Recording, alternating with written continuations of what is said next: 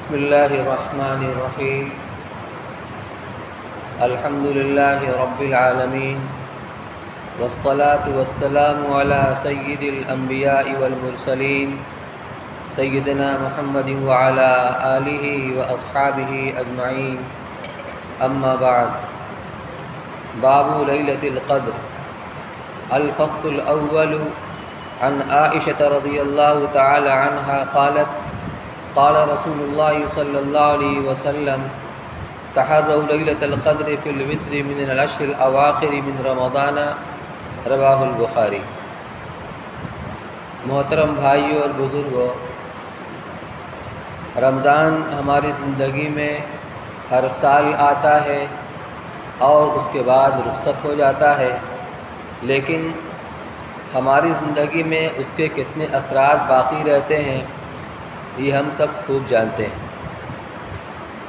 اللہ کے رسول صلی اللہ علیہ وسلم اس رمضان میں اس کے آنے سے پہلے رجب ہی سے یہ دعا مانگا کرتے تھے: اللہم بارک لنا فی رجب و شعبان و بلغنا رمضان۔ اے اللہ، تو ہمارے رجب میں اور شعبان میں برکت عطا فرما اور ہمیں رمضان تک پہنچا دے۔ مطلب یہ ہے کہ ہمیں صحت اور تندرستی کے ساتھ رجب کا مہینہ بھی گزرے، عافیت کے ساتھ شعبان کا مہینہ بھی گزرے، یہاں تک کہ ہمیں صحت اور عافیت کے ساتھ رمضان کے مبارک مہینہ بھی مل جائے، تاکہ اس کے روزوں، تراویح، ذکر و تلاوت، اعتکاف اور دوسری تمام عبادات کے ذریعے سے ہم اس کے فضائل و برکات کو حاصل کر سکیں۔ ہم میں سے کتنوں نے اس دعا کو مانگا ہوگا ہم سب خوب جانتے ہیں، لیکن اللہ کا کرم، اس کی مہربانی، اس کی عنایت کہ اس نے بغیر ہمارے مانگے ہوئے محض اپنے فضل سے مفت میں ہمیں یہ نعمت عطا فرمائی۔ رمضان کا مہینہ آیا بھی اور اب رخصت ہونے والا ہے۔ حدیث پاک کے اندر جو تفصیلی روایت ہے، اللہ کے رسول صلی اللہ علیہ وسلم نے فرمایا تھا کہ اس کا پہلا عشرہ رحمت کا عشرہ ہے، دوسرا عشرہ مغفرت کا عشرہ ہے، اور تیسرا عشرہ عتق من النار یعنی جہنم سے آزادی، خلاصی اور رہائی کا عشرہ ہے۔ شیخ الحدیث حضرت مولانا محمد زکریا صاحب رحمۃ اللہ علیہ نے فضائل رمضان کے اندر اس کی توجیہ یہ فرمائی ہے کہ اللہ کے بندے مختلف طرح کے ہوتے ہیں۔ بعض اللہ کے خوش نصیب بندے وہ ہوتے ہیں جو نیک ہوتے ہیں، جن کے اوپر گناہوں کا زیادہ بوجھ اور وبال نہیں ہوتا، وہ ایک عشرہ میں محنت کر کے اللہ کی رحمت کے مستحق بن جاتے ہیں۔ لیکن بعض اللہ کے بندے وہ بھی ہوتے ہیں جو نیکی کے ساتھ ساتھ ان کے اوپر گناہ کا بوجھ بھی ہوتا ہے، نیکیاں بھی ہیں، گناہ بھی ہیں۔ وہ 10 دن محنت کرنے کے بعد جب مزید دوسرے عشرے کے اندر عبادات اور ریاضات کے ذریعے سے محنت کرتے ہیں تو پھر وہ اللہ کی مغفرت کے مستحق بن جاتے ہیں اور اللہ ان کی مغفرت فرما دیتے ہیں۔ لیکن کچھ ایسے بندے بھی ہوتے ہیں جو دوسرے عشرہ میں ابھی مغفرت کے مستحق نہیں ہوتے، تاآ کہ تیسرے عشرے میں بھی محنت کرتے کرتے وہ اللہ تعالیٰ کے فضل کرم سے جہنم سے ان کو نجات دے دی جاتی ہے، رہائی اور خلاصی نصیب ہو جاتی ہے۔ یہ جملہ یہ بتلاتا ہے اور درشاتا ہے کہ اللہ کے یہ بندے، اس قسم کے بندے جہنم کے مستحق ہو چکے ہوتے ہیں۔ اپنے بدعمالیوں کے سبب، اپنے بدکرداریوں کی وجہ سے وہ جہنم کے مستحق ہو چکے ہوتے ہیں، لیکن اللہ تعالیٰ اپنے فضل اور مہربانی سے رمضان کے روزوں، تراویح، ذکر تلاوت اور دوسری عبادات کے ذریعے سے ان پر اپنا فضل فرماتے ہیں اور جہنم سے انہیں رہائی اور خلاصی نصیب فرما دیتے ہیں۔ ظاہر بات ہے ہمارا اور آپ کا شمار نہ تو پہلے عشرہ والے لوگوں میں ہے نہ دوسرے عشرہ والے لوگوں میں ہے۔ ہم ظاہر میں چاہے کیسے بھی نظر آئیں، لیکن ہمیں خوب پتہ ہے کہ ہمارے اعمال کس طرح کے ہیں۔ اس لیے اللہ اپنے فضل سے اگر ہمیں ہماری مغفرت فرما دے، جہنم سے ہمیں خلاصی اور نجات نصیب فرما دے، اس کا بہت بڑا فضل، اس کا احسان، اس کا کرم ہے۔ بہرحال پہلا عشرہ بھی گزر چکا ہے، دوسرا عشرہ بھی رخصت ہو چکا ہے، اور تیسرا عشرہ کے وسط میں ہم ہیں، اور جس کے جتنے دن اس کے باقی ہیں یہ بھی عنقریب ہم سے رخصت ہو جائیں گے۔ اور اب ہم اس آخری عشرے کے اندر ہیں جس کے اندر شب قدر جیسی مبارک اور قابل قدر رات ہے، جس کے بارے میں فرمایا گیا کہ اگر ایک رات کی عبادت کسی کو نصیب ہو جائے تو ایسا ہی ہے جیسے کسی نے غیر شب قدر کی 1000 مہینوں تک اس نے عبادت کی، اس سے بڑھ کر ہے، اس سے افضل ہے، اور کتنا بڑھ کر ہے کتنا افضل ہے اس کو متعین نہیں کیا گیا ہے۔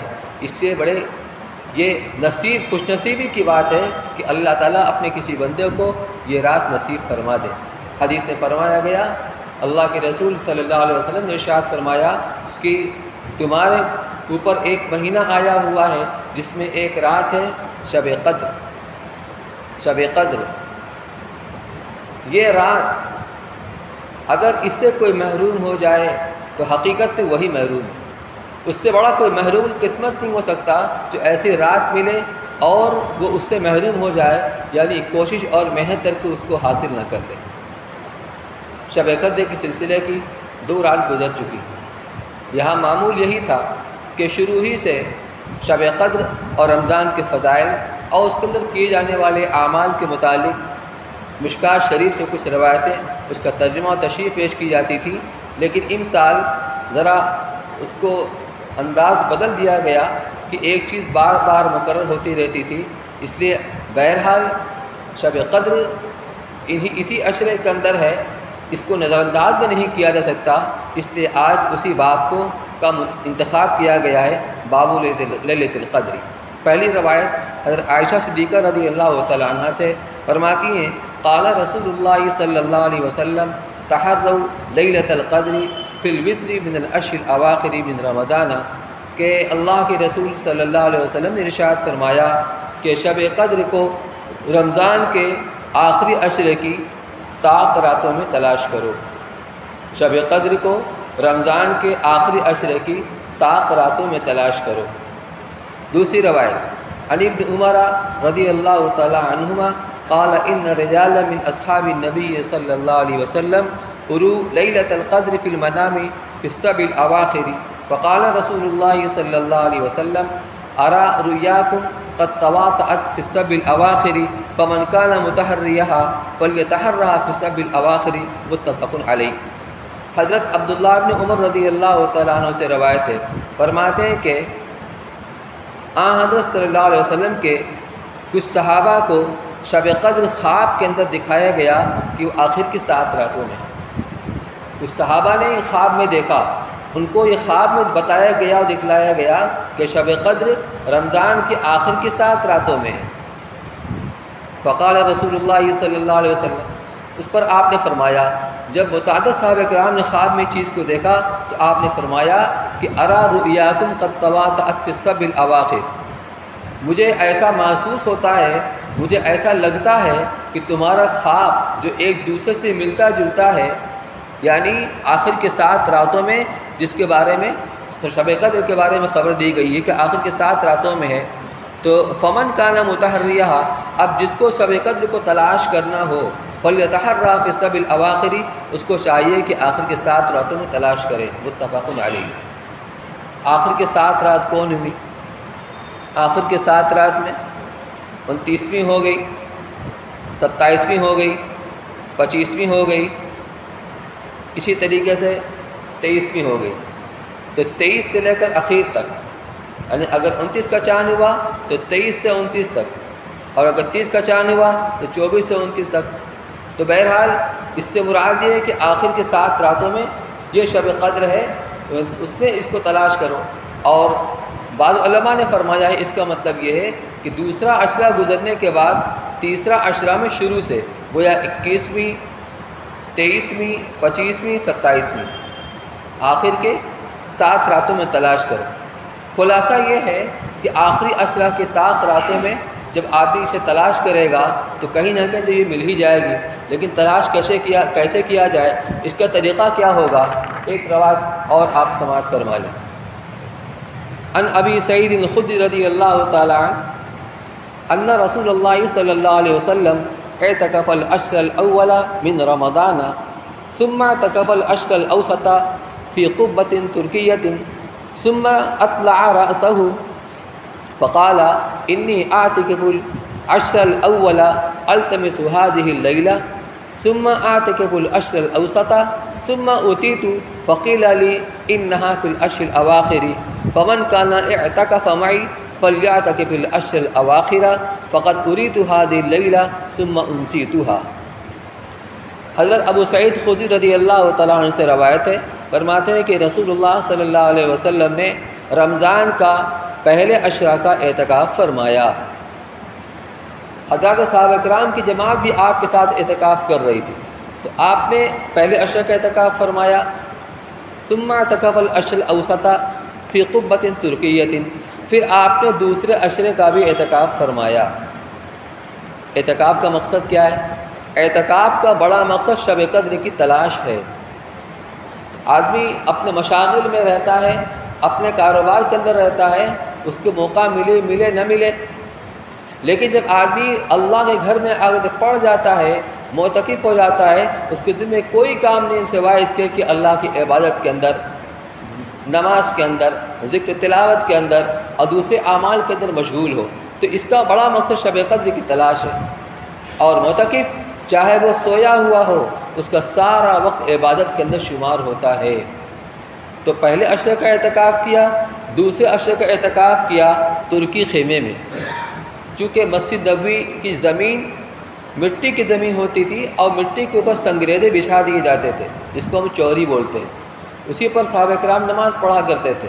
تو اللہ کے رسول صلی اللہ علیہ وسلم کے لیے اس مسجد کے اندر اعتکاف کے لیے جیسے یہاں چادر وغیرہ اور پردہ ڈال دیا جاتا ہے، تو ترکی خیمے کے اندر آپ نے اعتکاف فرمایا۔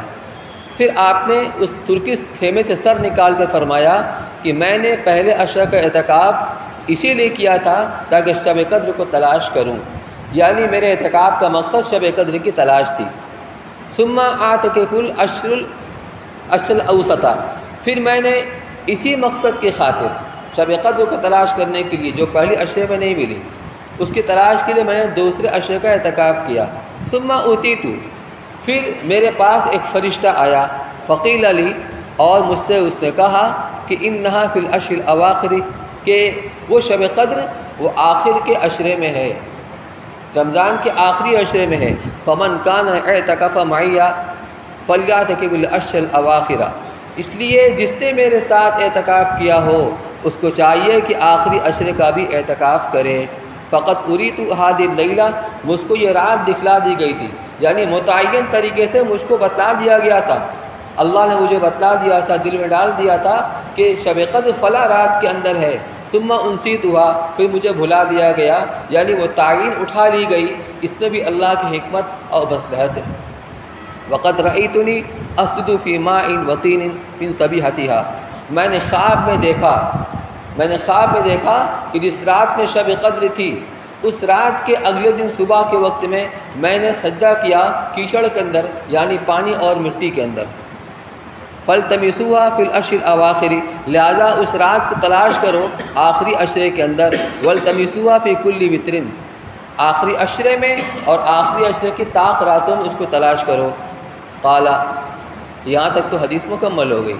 اب راوی حضرت ابو سعید خدری رضی اللہ تعالیٰ عنہ حضور صلی اللہ علیہ وسلم کے اس خواب کے سنانے کے تعلق سے فرماتے ہیں کہ فَمَطِرَتِ السَّمَاءُ تِلْكَ اللَّيْلَةَ، آپ نے خواب سنایا تھا کہ اس رات میں پانی برسا،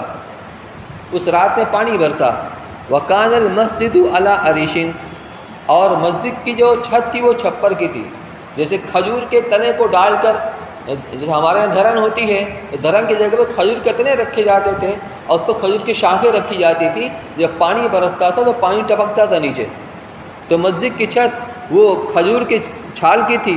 فوقف المسجد، چنانچہ پانی برسنے کے نتیجے میں مسجد ٹپکی۔ فبصرت عینای رسول اللہ صلی اللہ علیہ وسلم وعلی جبہتی اثر الماء والطین من صبیحتی 21، جب مسجد کی چھت ٹپکی تو میں نے خود اپنی آنکھوں سے دیکھا کہ اللہ کے رسول صلی اللہ علیہ وسلم کی پیشانی کے اوپر پانی اور کیچڑ، یعنی اس مٹی کا نشان تھا۔ یہ کس دن کی بات ہے؟ 21ویں کی صبح کو۔ 21ویں کی صبح کو آپ نے خواب میں دیکھا تھا، اور راوی کہتے ہیں کہ میں نے اپنی آنکھوں سے دیکھا کہ آپ کے پیشانی کے اوپر اس کیچڑ کا نشان تھا۔ متفق علیہ۔ اب شب قدر کی علامت کیا ہے؟ حدیث کے اندر خود علامتیں بتائی گئی ہیں۔ ایک علامت تو یہ ہے کہ اس رات کے بعد جو صبح آتی ہے اور سورج نکلتا ہے تو سورج کے اندر جو تیزی ہوتی ہے، جب ذرا بلند ہوتا ہے اس کے اندر خیرگی ہوتی ہے اور اس کی چمک ہوتی ہے کہ اس پر آنکھ نہیں ٹھہرتی، تو فرمایا کہ اگر شب قدر جس رات میں ہوتی ہے اس کے بعد والی صبح کے اندر وہ سورج کے اندر وہ تیزی نہیں رہتی ہے، وہ خیرگی نہیں رہتی ہے، انوارات کی کثرت کی وجہ سے اس پر آنکھ ٹھہرتی ہے اور ٹکتی ہے، لیکن یہ تو پتہ چلے گا رات گزرنے کے بعد۔ لیکن اس رات کے اندر بھی کچھ علامتیں بتائی گئی ہیں کہ رات کھلی ہوئی ہوتی ہے، چاند بالکل کھلا ہوا ہوتا ہے، فضا صاف ہوتی ہے، یہ اور اس طرح کی اور چیزیں، کچھ چیزیں اس کا تعلق کشف سے ہے لیکن ہر آدمی کو محسوس نہیں ہوتی ہے۔ چنانچہ بعض اکابر سے اللہ والوں سے منقول ہے کہ انہیں 27ویں کی شب میں جب سمندر کا پانی سے وضو کرتے ہوئے پانی چکھا تو میٹھا ان کو نظر آیا۔ بعض اللہ والوں کو نظر آیا کہ درخت سجدہ کر رہے ہیں، اس کا تعلق امور کشفیہ سے ہے۔ لیکن ایک بات ضرور ہے، شب قدر میں جبریل علیہ السلام فرشتوں کی جلوہ میں دنیا کے اندر آتے ہیں اور تمام فرشتوں کو کہتے ہیں کہ اب تم لوگ منتشر ہو جاؤ، اور جہاں جہاں کوئی بھی اللہ کا بندہ ایمان والا نماز پڑھ رہا ہو، تلاوت کر رہا ہو، ذکر کر رہا ہو، دعا کر رہا ہو، یعنی کسی نہ کسی نوعیت سے اللہ کی عبادت کے اندر لگا ہو، جاؤ اور اس سے مصافحہ کرو۔ فرشتے جب مصافحہ کرتے ہیں تو اس کی علامت یہ ہے کہ بدن میں جھرجھری سے آ جاتی ہے، آنکھ سے آنسو بہنے لگتے ہیں، اللہ کا خوف طاری ہو جاتا ہے، اور جی آتا ہے خوب ہم اللہ کی عبادت کریں۔ یہ بھی ایک علامت ہے، لیکن یہ بھی سب کو محسوس نہیں ہوتی ہے، اللہ کے وہ خوش نصیب بندے ہیں جن کو محسوس ہوا کرتی ہے۔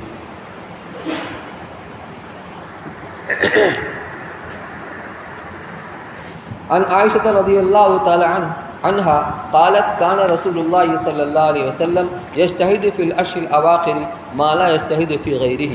حضرت عائشہ رضی اللہ تعالیٰ عنہ سے روایت ہے، فرماتے ہیں کہ رسول اللہ صلی اللہ علیہ وسلم رمضان کے آخری عشرے میں جتنی آپ محنت کرتے تھے اس کے علاوہ میں اتنی محنت آپ نہیں کرتے تھے۔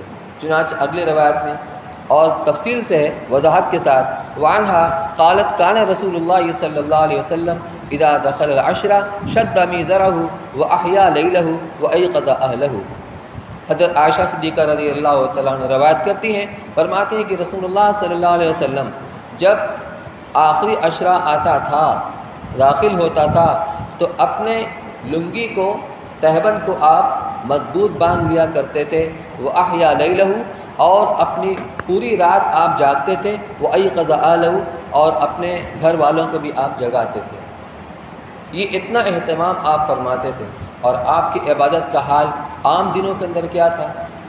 اللہ کے رسول صلی اللہ علیہ وسلم کا معمول یہ تھا کہ عشاء کی نماز کے بعد آپ تھوڑی دیر آرام فرماتے تھے، اس کے بعد اٹھ کر آپ تہجد کی نماز پڑھتے تھے۔ کیسی نماز پڑھتے تھے؟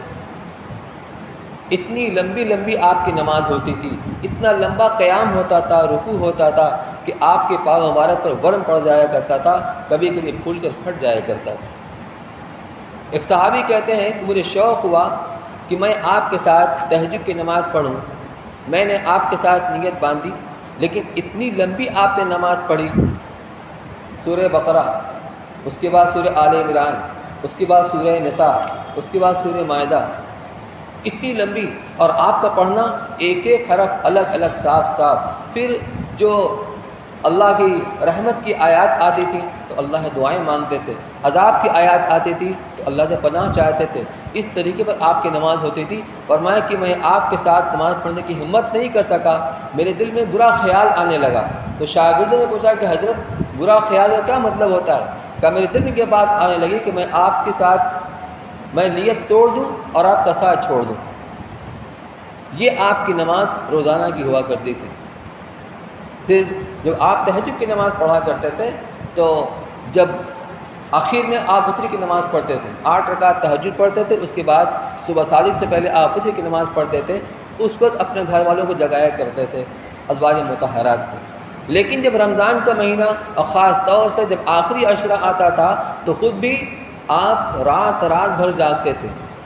تہبند مضبوط باندھ لینے کا مطلب کیا ہوتا ہے؟ اس یہ کنایہ ہے اس بات سے جیسے آدمی کسی کام کو کرنے کے لیے کمر ہمت کس لیتا ہے، بس یہ مطلب اس کا مطلب یہی ہے کہ آپ کمر ہمت کس لیتے تھے کہ اب بس یہی کام کرنا ہے، دوسرا کوئی کام نہیں کرنا ہے۔ تو ایک تو مطلب یہ ہے کہ آپ اپنے تہبند کو مضبوط باندھ لیتے تھے کہ اس آخری عشرے کو وصول کرنے کے لیے کمر ہمت کس لیا کرتے تھے اور پوری جانفشانی کے ساتھ اور پوری توجہ کے ساتھ اس کو وصول کرنے کی کوشش کیا کرتے تھے۔ اور ایک مطلب یہ ہے کہ آپ اپنے گھر والوں کے ساتھ یعنی اس آخر کے 10 دن کے اندر گھر والوں کے پاس نہیں جاتے تھے، اور تو جانا بھی کیوں ہوگا؟ اس لیے کہ آپ اعتکاف کے اندر ہوا کرتے تھے۔ تو بہرحال یہ حضور صلی اللہ علیہ وسلم کی عبادت تھی شب قدر کے اندر۔ آپ تو بخشائے تھے، اتنی لمبی نماز صدیقہ عائشہ رضی اللہ تعالیٰ فرماتی ہیں کہ آپ کا سجدہ اسی اعتبار سے ہوتا تھا، جیسا قیام ویسا رکوع ویسا سجدہ، اور کبھی کبھی اتنا لمبا سجدہ ہوتا تھا کہ مجھے اندیشہ ہونے لگتا کہیں آپ کی روح تو پرواز کر گئی۔ یہ آپ کی عام عبادت کا حال تھا۔ تو رمضان میں اور خاص طور سے آخری عشرہ میں آپ کی عبادت کا کیا حال رہتا ہوگا؟ اب ہم سوچیں کہ آپ تو بخشائے تھے، ہم تو گنہگار ہیں، ہم تو خطا کار ہیں، ہمیں کتنی محنت کرنی چاہیے، ہمیں کتنی عبادت کرنی چاہیے۔ تو اللہ تعالیٰ نے یہ ماہ مبارک جو عطا فرمایا ہے یہ ہمارے آپ کے لیے کہ سال بھر پر غفلت سے گزر جانے کے بعد اب یہ ایک مہینہ کم سے کم ہم کچھ کر لیں، ہم کچھ محنت کر لیں۔ چلو پہلا عشرہ بھی نکل گیا، دوسرا عشرہ بھی نکل گیا، کم سے کم تیسرے عشرے میں تو ہم کچھ کر لیں جس میں شب قدر جیسی قیمتی رات ہے۔ اعتکاف کا بڑا مقصد یہی ہوا کرتا ہے۔ اب یہ معاملہ کہ اس رات کے اندر کون سی عبادت کی جائے، کیا کیا جائے، اس سلسلے میں حضرت عائشہ رضی اللہ تعالیٰ کی ایک اور روایت ہے، فرماتی ہیں کہ ان عائشہ رضی اللہ تعالیٰ عنہ قالت قلت یا رسول اللہ ارأیت ان علمت ای لیلۃ لیلۃ القدر ما اقول فیہا، فرماتی ہیں کہ میں نے عرض کیا اے اللہ کے رسول اگر مجھے معلوم ہو جائے کہ آج ہی کی رات شب قدر ہے، اب اس کا ذریعہ کیا ہے؟ کچھ رہا ہوگا۔ تو انہوں نے کہا کہ اگر مجھے معلوم ہو جائے یقینی طور پر کہ آج ہی کی رات شب قدر ہے تو ما اقول فیہا، تو میں اس کے اندر کون سی دعا مانگا کروں، میں کیا کہا کروں؟ قال، آپ نے فرمایا قولی اللہم انک عفو تحب العفو فاعف عنی، فرمایا کہ یہ کہا کرو اور یہ دعا مانگا کرو اے اللہ تو بہت معاف کرنے والا ہے اور تو معاف کرنے کو پسند کرتا ہے، فاعف عنی لہذا تو مجھے معاف کر دے۔ دعاؤں کے اندر سب سے محترم بالشان دعا اور سب سے اچھی دعا وہ ہے جس کے اندر اللہ سے عافیت مانگی جائے اور عفو درگزر کو مانگا جائے۔ عفو درگزر اللہ کی بہت بڑی نعمت ہے، جب اللہ کسی بندے کو معاف فرما دیتے ہیں اب اسے اور کیا چاہیے؟ تو ایک تو اس میں ایک بہترین انداز سے اللہ کی تعریف کی گئی ہے، اللہم انک عفو، اے اللہ تو بہت معاف کرنے والا ہے۔ دعا کا ادب یہی ہے کہ پہلے اللہ کے حمد و ثنا بیان کی جائے، اس کے بعد اپنی معروضات کو پیش کیا جائے۔ تو ایک مختصر سی دعا کے اندر ساری باتیں آ گئی ہیں کہ اے اللہ تو بہت معاف کرنے والا ہے، تو پہلے اس کی حمد و ثنا بیان کی جا رہی ہے، اس کی تعریف کی جا رہی ہے، تحب العفو، اور معاف کرنے کو تو پسند کرتا ہے، یعنی بندے بھی آپس میں ایک دوسرے کو معاف کیا کریں۔ گویا اس کے اندر اس بات کی ترغیب دی جا رہی ہے کہ بندے بھی اپنے معاملات کے اندر ایک دوسرے کے ساتھ درگزر کا معاملہ کیا کریں۔ وہ فرمایا گیا کہ سل من قطع، حدیث کے الفاظ ہیں کہ جو تم سے رشتے کو قطع کرے، رشتے ناتوں کے توڑے تم اس سے رشتہ کو جوڑو، جو تم سے تعلقات کو توڑے اس سے تعلقات کو جوڑو، وہ اس کا کام ہے، تمہارا کام یہ ہونا چاہیے۔ شیخ العزیز مولانا زکریا صاحب رحمۃ اللہ علیہ اپنا واقعہ نقل کرتے ہیں آپ بیتی کے اندر، فرماتے ہیں کہ میرا معمول ہمیشہ سے یہ رہا ہے کہ میں عید کی نماز سے فارغ ہونے کے بعد کاندلہ اپنے وطن 2-1 دن کے لیے جایا کرتا تھا، اور وہاں جانے کے بعد جتنے بھی اپنے رشتہ دار ہیں ہر ایک رشتہ دار کے یہاں تھوڑی تھوڑی دیر کے لیے جایا کرتا تھا، خیر خیریت کے لیے، ملاقات کے لیے۔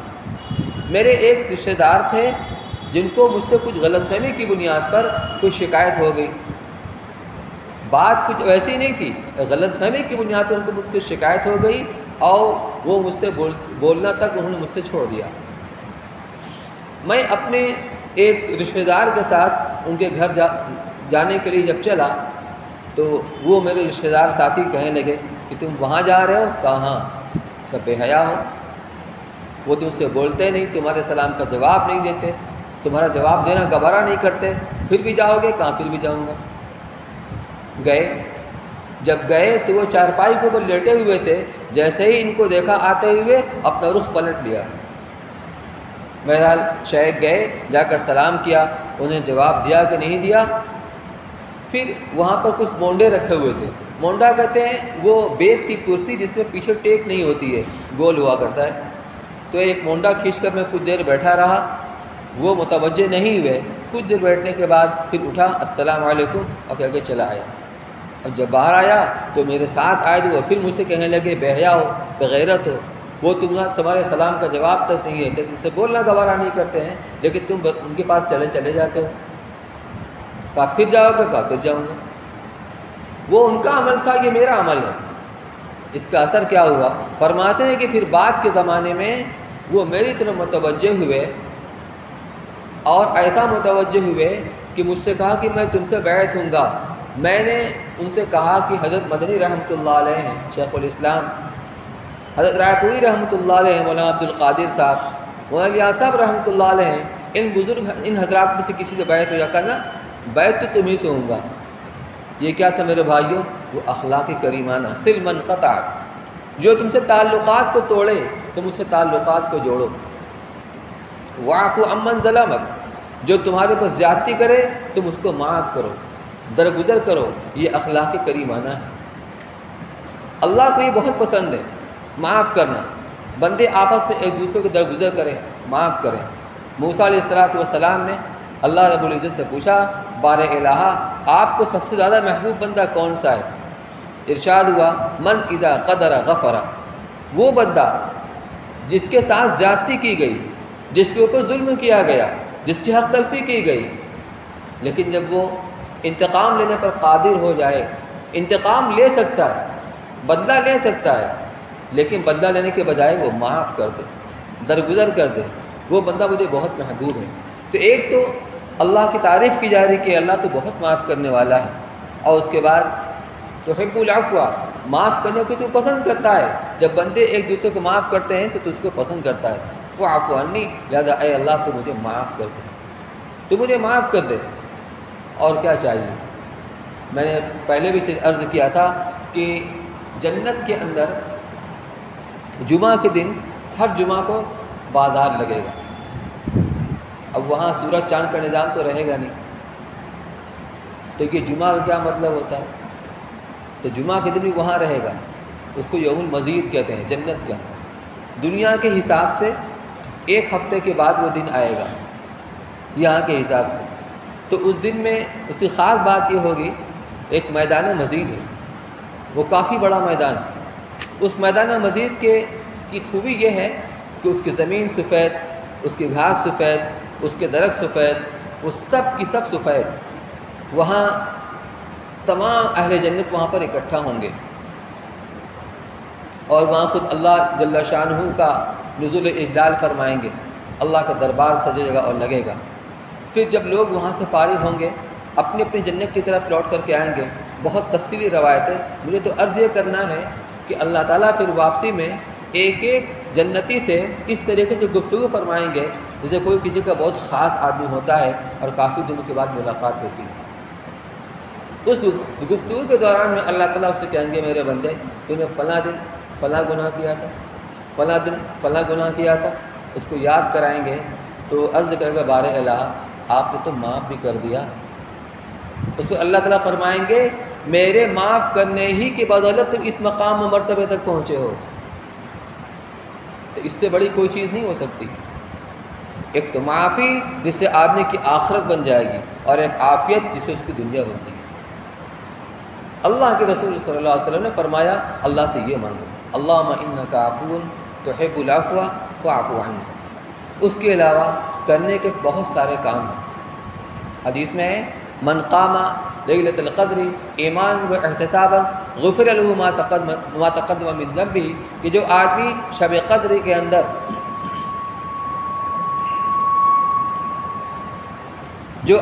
شب قدر میں ایمان اور احتساب کے ساتھ کھڑا ہوا، اس سے گزشتہ تمام گناہیں معاف ہو جائیں گے۔ ایمان کا مطلب یقین کے ساتھ، جس عمل پر اللہ کی طرف سے قرآن کے اندر یا حدیث کے اندر جو فضائل بیان کیے گئے ہیں اس کا پورا یقین ہے۔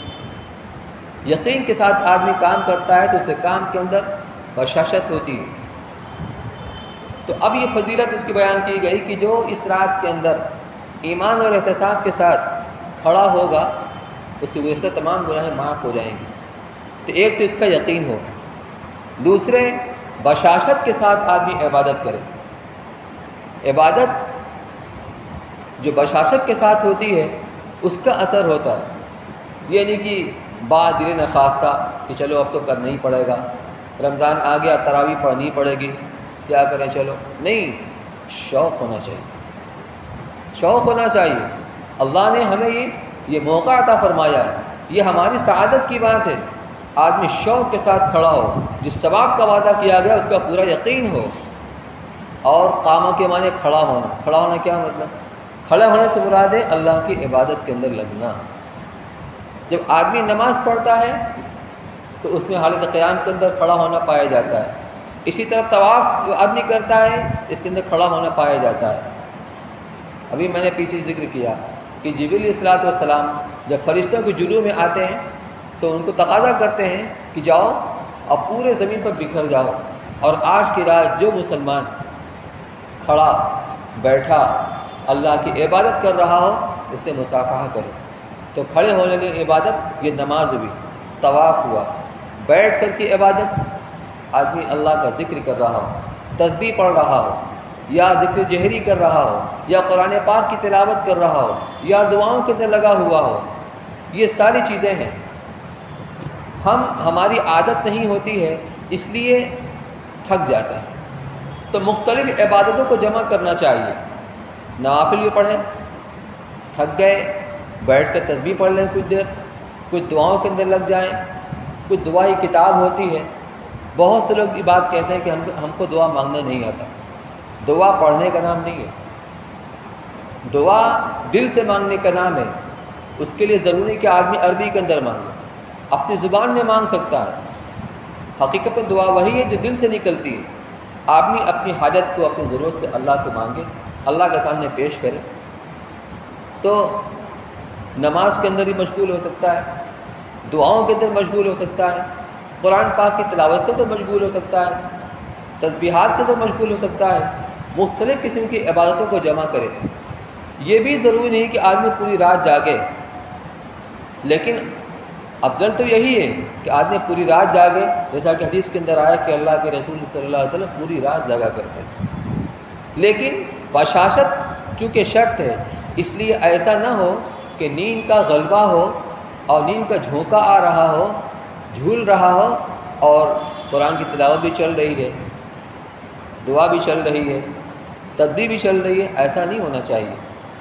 جب تک بشاشت ہے تب تک آدمی عمل کرے، اور اگر نیند کا تقاضا ہو تو آدمی سو جائے، پھر سونے کے بعد نہیں پوری رات سو جائے، یعنی وہ جو نیند کا ایک غلبہ ہے، جو جھونکا آ رہا ہے، کم سے کم وہ شدت وہ کم ہو جائے، اور اب پھر جب تازہ دم ہو کر کے اٹھے پھر عبادت کے اندر لگے۔ حدیث میں منع فرمایا گیا اس طرح دعا مانگنے سے، کیونکہ آدمی نیند کا غلبہ ہے اور دعا مانگ رہا ہے اور اس کا دل و دماغ ساتھ نہیں دیتا، ہو سکتا ہے کہ دعا مانگتے مانگتے بد دعا مانگ لے، اس لیے منع کیا گیا۔ تو جو بھی عمل کریں، چاہے تھوڑا کریں چاہے زیادہ کریں، ایک تو بشاشت ہونا چاہیے، شوق ہونا چاہیے، اور جس فضیلت کا جو اللہ کی طرف سے وعدہ کیا گیا ہے اس کو پورا یقین ہونا چاہیے۔ ظاہر سی بات ہے ہر آدمی ایک طریقے سے نہیں کر سکتا، جن کی عادت ہوتی ہے وہ زیادہ عمل کرتے ہیں، جن کی نہیں ہوتی ہے وہ کم کرتے ہیں۔ البتہ یہ ضرور ہے کہ ماحول کے اندر آدمی کو اچھا خاصا عمل کا موقع مل جاتا ہے، مسجدوں کے اندر ماحول ہوتا ہے۔ کل ایک صاحب آئے تھے یہاں، وہ چھتن پورہ سے آئے تھے، تو ان کا معمول تھا حضرت مفتی صاحب دعوت برکاتہم جب سے یہاں آخری عشرے میں اعتکاف فرماتے تھے تو دوسرے محلے سے لوگ آیا کرتے تھے، تو وہ بھی آتے تھے پابندی کے ساتھ۔ تو انہیں بتایا کہ میں طاق رات میں تو وہاں جاتا ہوں بلوڑی، لیکن سوچا کہ چلو جفت رات میں یہاں بھی آ جاؤں۔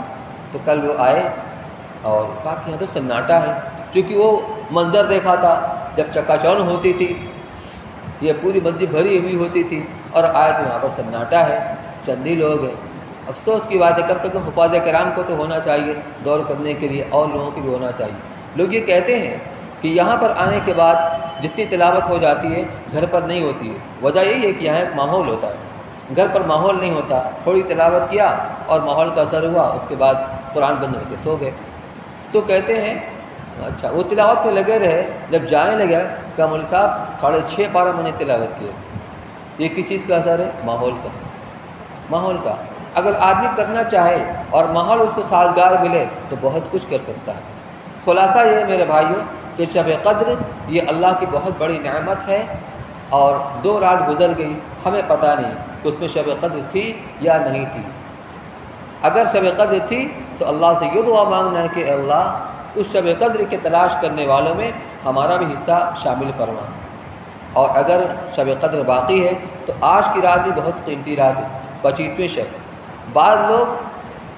بعض صحابہ سے تو منقول ہے، وہ قسم کھا کے کہتے ہیں کہ شب قدر 27ویں شب کے اندر ہے، لیکن ابھی روایت آپ کے سامنے گزری کہ 21ویں کی صبح میں اللہ کے رسول صلی اللہ علیہ وسلم کے پیشانی کے اوپر کشر کے نشان صحابی نے دیکھا، اور آپ کو وہ خواب۔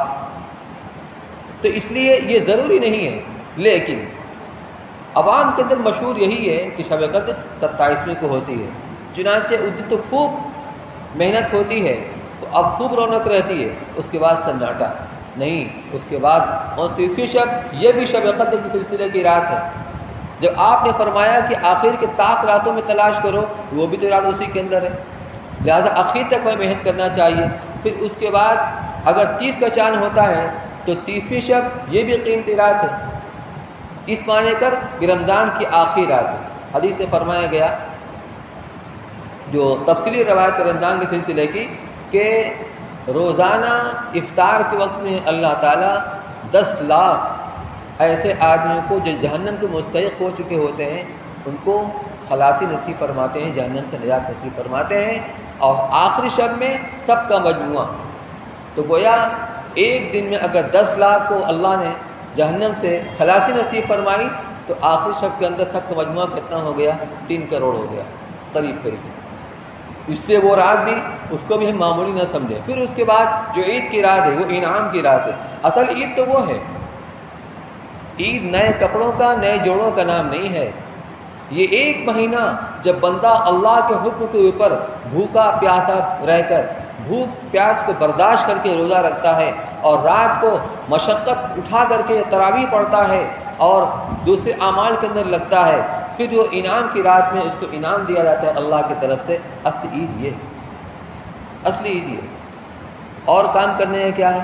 وہی روایت اس رمضان کی پہلی روایت ہے، تفصیلی روایت ہے، اس میں اللہ کے رسول صلی اللہ علیہ وسلم نے فرمایا استکثروا فیہا من 4 خصال، کہ اس مہینے میں 4 کام کی کثرت رکھو ان اعمال کے علاوہ، یعنی خاص طور پر وہ 4 کام کرنے ہیں۔ الخصلتان ترضون بہما ربکم، 2 چیز تو ایسی ہیں، جو عمل ایسا ہے کہ اس سے تم اپنے رب کو راضی کر لو گے۔ وہ کیا ہے؟ لا الہ الا اللہ وتستغفرونہ، ایک تو کثرت کے ساتھ لا الہ الا اللہ پڑھنا، کلمہ طیبہ پڑھنا یا کلمہ شہادت پڑھنا، یہ بھی عمل کرنا ہے کثرت کے ساتھ، چاہے آپ تسبیح لے کے پڑھیں چاہے ایسے اس کو پڑھتے رہیں۔ دوسرے استغفار، تستغفرونہ، مغفرت، اللہ کی کتنی بڑی نعمت ہے، اور ہمیں کثرت کے ساتھ استغفار کرتے رہنا چاہیے۔ تو آپ نے فرمایا اما الخصلتان اللتان ترضون بہما ربکم، بہرحال وہ جو 2 عمل جس سے تم اپنے رب کو راضی کر لو گے، وہ ایک تو لا الہ الا اللہ اور دوسرے استغفار. جو سب استغفار ہمیں یاد ہے، استغفر اللہ استغفر اللہ استغفر اللہ ربی من کل ذنب واتوب الیہ، یا استغفر اللہ اللہم انت ربی لا الہ الا انت خلقتنی، جس کو جو بھی یاد ہو، لیکن صرف پڑھنا نہ ہو. جب ہم استغفار کریں اللہ تعالیٰ سے، اپنے گناہوں کی معافی چاہیں، تو ہم خود جانتے ہیں کہ ہم نے کون کون سے گناہیں کی ہیں، چاہے دنیا نہ جانتی ہو لیکن اللہ جانتے ہیں، اور ہم خود جانتے ہیں. ان گناہوں کو یاد کر کر کے دل میں سچی ندامت پیدا ہونی چاہیے کہ اللہ ہم سے بہت بڑی غلطی ہوئی، ہم سے بہت بڑا گناہ ہوا. اصل توبہ ندامت کا نام ہے.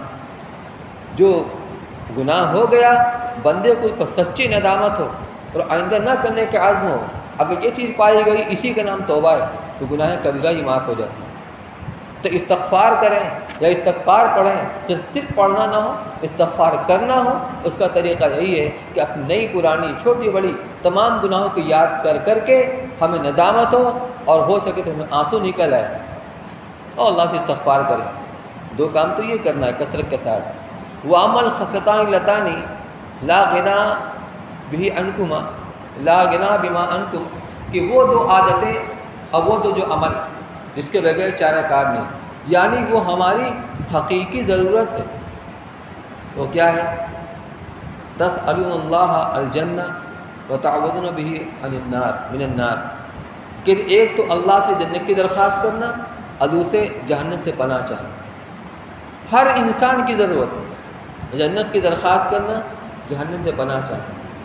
اللہ نے ہمیں مسلمان بنایا، ایمان والا بنایا ہے، یہ اللہ کا انعام ہے، اس کا فضل ہے، اس کا کرم ہے، اس کا احسان ہے کہ ہمیں مسلمان ماں باپ کے گھر کے اندر پیدا فرما کر مسلمان بنایا. جو کچھ ٹوٹا پھوٹا عمل ہو رہا ہے اللہ قبول فرمائے، لیکن جنت میں جانے کے لیے ایمان شرط ہے. اس بات کی کون گارنٹی دے سکتا ہے کہ ہمارا خاتمہ ایمان پر ہو؟ اس لیے اللہ تعالیٰ سے اس کو بھی مانگنا ہے کہ اللہ ہمارا ایمان پر خاتمہ نصیب فرما، مقدر فرما. اور جنت اللہ اپنے فضل سے عطا فرمائیں گے، لیکن اس کے لیے ایمان شرط ہے. ایمان شرط ہے، ملے گی اللہ کے فضل سے. اور عمل یہ بہانہ ہے، عمل یہ بہانہ ہے. جنت ہمارے عمل کی قیمت نہیں، اللہ کے فضل سے ملے گی. اس لیے اللہ سے دعا مانگنا، اللہم انی اسألک الجنۃ واعوذ بک من غضبک والنار. اے اللہ میں تجھ سے جنت کی درخواست کرتا ہوں، جنت کا سوال کرتا ہوں، اور جہنم سے میں پناہ چاہتا ہوں، اور آپ کے غضب اور آپ غصے سے. اور بھی دعا ہے، اللہم انی اسألک الجنۃ ونعیمہا وما یقرب الیہا من قول او فعل او عمل. اے اللہ میں تجھ سے جنت کا، اس کی نعمتوں کا سوال کرتا ہوں، اور ہر اس عمل کا سوال کرتا ہوں جو جنت سے قریب کر دے. وَأَعُوذُ بِكَ مِنَ النَّارِ وَمَا قَرَّبَ إِلَيْهَا مِنْ قَوْلٍ أَوْ عَمَلٍ. اور جہنم سے پناہ چاہتا ہوں، اور ہر اس عمل سے پناہ چاہتا ہوں جو جہنم سے قریب کر دے. اس لیے میرے بھائیوں، گنہگار تو ہم سب گنہگار ہیں. کلکم خطاؤن وخیر الخطائین التوابون. لیکن بہترین گنہگار وہ ہے جو توبہ کرے. اللہ کو توبہ بہت پسند ہے، بہت پسند ہے. بس ندامت کے آنسو بہائیں. موتی سمجھ کے شان کریمی نے چن لیے قطرے جو تھے میرے عرق انفعال کے. علامہ اقبال کے پہلا شعر ہے. تو اللہ کی ندامت کا آنسو بہت پسند ہے. کا جہنم میں جانے کے بعد آدمی اتنا روئے گا کہ خون کے آنسو نکلنے لگیں، کوئی فائدہ نہیں، کارآمد نہیں ہوگا. لیکن دنیا کے اندر آدمی اللہ کے خوف سے روئے، اللہ کے ڈر اس کے خوف سے روئے، اور مکھی کے سر کے برابر بھی آنسو اس کے آنکھ سے نکل پڑے، جہنم کی دہتی ہوئی آگ کو بجھانے کے لیے کافی. سبعۃ یظلھم اللہ فی ظلہ یوم لا ظل الا ظلہ. کہ 7 قسم کے لوگ ہیں کہ اللہ تعالیٰ انہیں حشر کے میدان میں اپنے عرش کے سائے میں جگہ عطا فرمائیں گے، جس دن اللہ کے عرش کے سوا، سائے کے سوا اور کوئی سایہ نہیں ہوگا. اس میں ایک وہ شخص بھی ہوگا، رجل ذکر اللہ خالیا ففاضت عیناہ، جس نے تنہائی کے دن اللہ کو یاد کیا، اس کی نعمتوں کو یاد کیا، اور اپنی بد کرداریوں کو، اپنے گناہوں کو یاد کیا کہ اللہ کا ہمارے اوپر یہ انعام، یہ احسان، یہ کرم، یہ مہربانی، اور میں اس کی نافرمانی کر رہا ہوں، اس کے حکموں کو توڑ رہا ہوں، یہ سوچ کر اس کا دل پسیج گیا، اس کی آنکھ سے آنسو نکل آیا۔ فرمایا یہ بھی ان خوش نصیب لوگوں میں شامل ہوگا۔ اس لیے میرے بھائیوں، گنہگار تو ہم سب ہیں، لیکن بہترین گنہگار وہ ہے جو توبہ کرے۔ اللہ کا توبہ بہت پسند ہے۔ دعا کریں۔ اللهم صل على سيدنا وشفيعنا ونبينا ومولانا محمد وبارك وسلم يا رب صل وسلم دائما ابدا على حبيبك خير الخلق كلهم اللهم صل على سيدنا محمد وعلى ال سيدنا محمد صلاة تنجينا من جميع الاهوال والآفات وتغفر بها لنا جميع الحاجات وتطهرنا بها من جميع السيئات وترفعنا بها اعلى الدرجات وتبلغنا بها أقصى الغايات من جميع الخيرات في الحياة وبعد الممات إنك على كل شيء قدير اللهم أنت ربي أنت حسبي حسبي الله ونعم الوكيل نعم المولى ونعم النصير سبحان الله والحمد لله ولا إله إلا الله والله أكبر ولا حول ولا قوة إلا بالله العلي العظيم سبحانك اللهم وبحمدك وتبارك اسمك وتعالى جدك ولا إله غيرك اللهم لك الحمد حمدا دائما مع دوامك ولك الحمد حمدا خالدا مع خلودك ولك الحمد حمدا لا منتهى له دون مشيئتك ولك الحمد حمدا لا يرد قائل الا رضاك ولك الحمد حتى ترضى ولك الحمد بعد الرضا ولك الحمد دائما ابدا اللهم انا لا نحصي ثناء عليك انت كما اثنيت على نفسك يا اول الاولين يا اخر الاخرين يا ذا القوه المتين يا راحم المساكين يا أرحم الراحمين يا أرحم الراحمين يا أرحم الراحمين ظلمنا أنفسنا وإن لم تغفر لنا وترحمنا لنكونن من الخاسرين ربنا ظلمنا أنفسنا وإن لم تغفر لنا وترحمنا لنكونن من الخاسرين لا إله إلا أنت سبحانك إني كنت من الظالمين لا إله إلا أنت سبحانك إنا كنا من الظالمين ربنا اغفر لنا ذنوبنا وإسرافنا في أمرنا وثبت أقدامنا وانصرنا على القوم الكافرين ربنا لا تؤاخذنا إن نسينا أو أخطأنا ربنا ولا تحمل علينا إصرا كما حملت على الذين من قبلنا ربنا ولا تحملنا ما لا طاقة لنا به واعف عنا واعف عنا واعف عنا واغفر لنا وارحمنا أنت مولانا فانصرنا على القوم الكافرين يا حي يا قيوم برحمتك نستغيث يا حي يا قيوم برحمتك نستغيث يا حي يا قيوم برحمتك نستغيث أصلح لنا شأننا كله ولا تكلنا إلى أنفسنا طرفة عين اللهم لا سهل إلا ما جعلته سهلا وأنت تجعل الحزن سهلا إذا شئت لا إله إلا الله الحليم الكريم سبحان الله رب العرش العظيم الحمد لله رب العالمين نسألك موجبات رحمتك وعزائم مغفرتك والعصمة من كل ذنب والغنيمة من كل بر والسلامة من كل إثم لا تدع لنا ذنبا إلا غفرته يا أرحم الراحمين ولا هما إلا فرجته ولا كربا إلا نفسته ولا ضرا إلا كشفته ولا دينا إلا أديته ولا مريضا إلا شفيته وكفيته ولا مريضا إلا شفيته وعافيته ولا مبتلا إلا عافيته ولا حالة من حوائج الدنيا والآخرة إلا قضيتها ويسرتها يا أرحم الراحمين فيسر أمورنا واشرح صدورنا ونمر قلوبنا واغفر ذنوبنا واختم بالصالحات أعمالنا اللهم إنا نسألك رزقا طيبا حلالا واسعا وعلما نافعا وعملا متقبلا اللهم إنا نسألك إيمانا كاملا ويقينا صادقا وقلبا خاشعا ولسانا ذاكرا وتوبة نصوحا وتجارة لن تبور وتوبة قبل الموت وراحة عند الموت ورحمة ومغفرة بعد الموت والعفو عند الحساب والفوز بالجنة والنجاة من النار اللهم أجرنا من النار يا مجير يا مجير يا مجير ربنا آتنا في الدنيا حسنة وفي الآخرة حسنة وقنا عذاب النار ربنا هب لنا من أزواجنا وذرياتنا قرة أعين واجعلنا للمتقين إماما ربنا اصرف عنا عذاب جهنم إن عذابها كان غراما إنها ساءت مستقر ومقاما رب ارحمهما كما ربياني صغيرا رب ارحمهما كما ربياني صغيرا رب ارحمهما كما ربياني صغيرا رب اجعلني مقيم الصلاة من ذريتي ربنا وتقبل دعاء ربنا اغفر لي ولوالدي وللمؤمنين يوم يقوم الحساب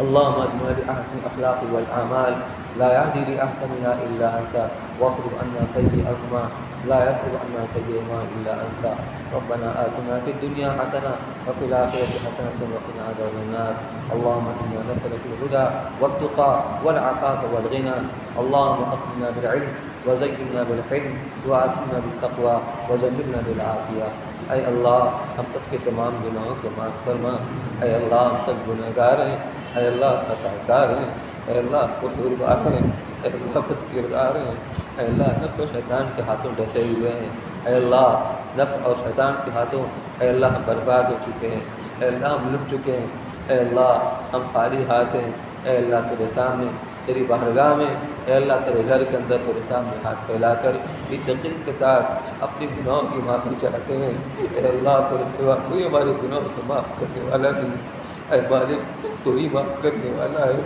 اے اللہ تو ہی معاف کرنے والا ہے تیرے سوا کوئی معاف کرنے والا نہیں اے اللہ اگر تم نے دھتکار دیا تو ہم کہاں جائیں گے اے اللہ یہی تو ایک در ہے اے اللہ یہی تو ایک در ہے اس کے علاوہ کوئی در نہیں ہے لیکن اے اللہ ہم گنہگار ہیں ہم قصوروار ہیں اے اللہ اپنے گناہوں کے اقرار ہے مگر اللہ تو ہی معاف کرنے والا ہے معاف کرنے کو پسند کرتا ہے اے اللہ تو ہم سب کی مغفرت فرما دے اللہم انکا عفو کریم الرحیم تحب العفو فاعف عنا یا کریم اے اللہ تو نے آج تک جتنے کاموں کا حکم دیا ہم نے اس کی تعمیل نہیں کی جن کاموں سے تم نے منع کیا اس کا ارتکاب کرتے رہے اے اللہ ایک ایک اعضا ہمارا گنہگار ہے سر پہ پیر گناہوں میں ڈوبے ہوئے ہیں اے اللہ ہماری آنکھ گنہگار ہے ہماری زبان گنہگار ہمارے کان گنہگار دل و دماغ گنہگار ہاتھ پیر گنہگار سر سے پیر گناہوں میں ڈوبے ہوئے ہیں اے اللہ تو اے اللہ تو ہماری مغفرت فرما دے ہمارے والدین کی مغفرت فرما بیوی بچوں کی مغفرت فرما بھائی بہنوں کی مغفرت فرما دوست احباب کی مغفرت فرما اساتذہ مشائخ کی مغفرت فرما ہمارے محسنین کی معاونین کی مغفرت فرما اے اللہ ایک ایک فرد امت کی مغفرت فرما دے جوانوں کی مغفرت فرما بوڑھوں کی مغفرت فرما عورتوں کی مغفرت فرما بچوں کی مغفرت فرما مرحومین کی مغفرت فرما اے اللہ آج کی رات تو کسی کے محروم میں فرما اے اللہ تو ہم سب کی گناہوں کو معاف فرما دے اے اللہ ہمیں گناہوں کے راستے سے ہٹا کر اے اللہ ہمیں طاعت کے راستے پر چلا دے اے اللہ ہم تو گناہوں کے عادی ہو چکے ہیں اے اللہ ہمارے گناہوں کی عادت آنکھوں کے ساتھ چھوڑا کر اے اللہ اپنی مطیع فرمانبردار بندوں میں شامل فرما لے اے اللہ ہمارا کوئی عمل آپ کی توفیق کے بغیر نہیں ہو سکتا اے مالک تو نے ہمیں صحت و تندرستی کے ساتھ ایمان کے ساتھ ماہ مبارک عطا فرمایا اے اللہ تیرا فضل و تیرا احسان ہے اے اللہ تو نے اس میں روزہ رکھنے کی تراویح پڑھنے کی ذکر تلاوت کی توفیق عطا فرمائی اعتکاف کی توفیق عطا فرمائی اے اللہ یہ بھی تیرا کرم تیرا فضل تیرا احسان ہے اے اللہ جہاں تو نے اپنا کرم فرمایا ہے اگرچہ ہماری کوئی بھی عبادت ڈھنگ کی نہیں ہے اس قابل نہیں کہ تیرے بارگاہ عالی کے اندر پیش کیا جا سکے مگر اللہ تو کریم ہے اللہ تو قدردان ہے بندہ جو تھوڑی محنت پر بہت کچھ محبتیاں کرتا ہے اے اللہ محض اپنے فضل سے ہمارے روزوں کو قبول فرما لے ہماری تراویح کو قبول فرما لے ذکر تلاوت کو قبول فرما لے تسبیحات کو قبول فرما لے ہمارے اعتکاف کو قبول فرما لے اے اللہ یہ صرف عمل کی ایک ظاہری شکل ہے اے اللہ تو اس کے اندر حقیقت ڈال دے اے اللہ حقیقت ڈال دے ہمارے لیے ذریعہ نجات بنا دے اے اللہ ماہ مبارک کا مقصد تقویٰ کی سب کی زندگی کے اندر پیدا ہونا ہے اے اللہ اپنے کرم سے ہم سب کی زندگی میں تقویٰ کی صفت پیدا فرما دے تمام ایمانی صفات سے آراستہ فرما دے تمام قلبی امراض سے ہماری پوری امت کی حفاظت فرما اے اللہ تمام روحانی امراض سے حفاظت فرما اخلاق حمیدہ سے اخلاق فاضلہ سے ہمیں آراستہ فرما ہمارے صالح کی رغبت اور شوق ان سب کے دلوں کے اندر پیدا فرما اے اللہ امت کی زندگی میں 100% دین کو زندہ فرما دے اے اللہ تیرے محبوب نبی کی امت آج یہ در در اے اللہ ذلیل ہو رہی ہے اے اللہ ظالموں کے نشانے کے اوپر ہے اے اللہ اس ملک کے اندر دوسرا یتیم بنانے کی سازشیں ہو رہی ہیں، اے اللہ تو قادر مطلق ہے، اے اللہ تیرے محبوب نبی کی امت ہے، جیسے بھی ہے تیرے محبوب نبی کی امت ہے، اے اللہ تو اس امت کو اپنی حفاظت میں لے لے۔ اے اللہ ہمارا قصور یہ ہے، ہم تیرے نام لیوا ہیں، تیرے نبی کے نام لیوا ہیں، اے اللہ حقیقت یہی ہے کہ ہم سب گنہگار ہیں، ہم نے تیرے دین کو اپنی زندگی سے نکال دیا، تیرے نبی کی سنت کو اپنی زندگی سے نکال دیا، نتیجے کے طور پر ہمیں پریشان حال ہیں۔ اے اللہ اپنے غضب کو، غصے کو ہٹا لے، اے اللہ امت کی زندگی میں 100% دین کو زندہ فرما دے، ان اعمال کو امت کو کرنے کی توفیق نصیب فرما جو تیری رحمت کو متوجہ کرنے والے ہیں، ان اعمال سے ہماری پوری امت کی حفاظت فرما جو تیرے غضب کو متوجہ کرنے والے ہیں۔ اے اللہ اس امت کو اپنی حفاظت پہ لے لے، امت کی جان و مال کی حفاظت فرما، عزت و آبرو کی حفاظت فرما، اے اللہ امت کے سرمایہ کی حفاظت فرما، مساجد کی، مدارس کی، دینی مراکز کی، خانقاہوں کی، دین اور دین پر چلنے والوں کی اور دینی تحریکات کی حفاظت فرما۔ اے اللہ اس ملک کے اندر ہمیں آزادی کے ساتھ دین پر چلنے کی سبیل پیدا فرما دے۔ اے اللہ اپنا فضل شامل حال فرما، اے اللہ اپنا کرم شامل حال فرما، اے اللہ تو ہم سب کو نواز دے، بیماریوں کے شفا کاملہ عاجلہ مستمرہ نصیب فرما۔ اے اللہ بہت سے لوگوں نے دعا کے لیے کہا ہے جو بیماری سے جوجھ رہے ہیں، اے اللہ علاج بھی کر رہے ہیں، کوشش بھی کر رہے ہیں، اے اللہ مجھے شفا دینے والی ذات تیری ہے، اے اللہ اپنے کرم سے ایسے تمام بیماروں کو شفا کاملہ اور عاجلہ مستمرہ نصیب فرما۔ جن لوگوں نے دعا کے لیے کہا ان کی جو بھی جائز مرادیں اب تک کرندے پوری فرما دے، جو پریشان حال ہیں جو پریشانیوں کو دور فرما، اے اللہ جو اپنے کاروبار سے اپنے معاش سے اے اللہ فکر مند ہے، پریشان ہیں، ان کو حلال رزق نصیب فرما دے، اے اللہ ہر ایک کی جائز مراد کو پوری فرما دے۔ اللہم انا نسألک من خیر ما سألک من نبیک سیدنا مولانا محمد صلی اللہ علیہ وسلم ونعوذ بک من شر ما استعاذک من نبیک سیدنا مولانا محمد صلی اللہ علیہ وسلم۔ الہ العالمین اگر شب قدر والی رات گزر چکی ہے تو اس کو نصیب لوگوں میں ہمیں بھی شامل فرما لے، اور اگر وہ آج کی رات ہے تو آج کی مقبول عبادت کی ہم سب کی توفیق نصیب فرما اور اسے قبول فرما، ہم سب کے لیے ذریعہ نجات بنا، اور اگر آئندہ آنے والی راتوں کے اندر ہے تو ان راتوں کو بھی عبادت کی ہم سب کو توفیق نصیب فرما۔ اللہم انا نسألک من خیر ما سألک من نبیک سیدنا مولانا محمد صلی اللہ علیہ وسلم ونعوذ بک من شر ما استعاذک من نبیک سیدنا مولانا محمد صلی اللہ علیہ وسلم۔